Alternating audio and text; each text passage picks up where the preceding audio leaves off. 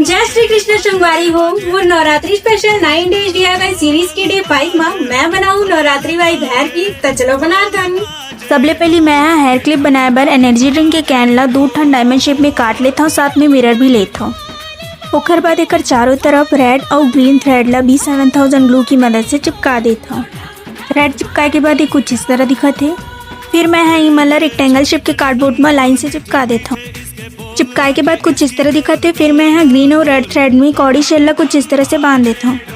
फिर B7000 glue की मदद से थ्रेड और एलिगेटर क्लिप ला चिपका देता हूँ। अब हमारा हेयर क्लिप बन के तैयार है। पहनने के बाद कैसे दिखाते मैं आप मतलब दिखाता हूँ।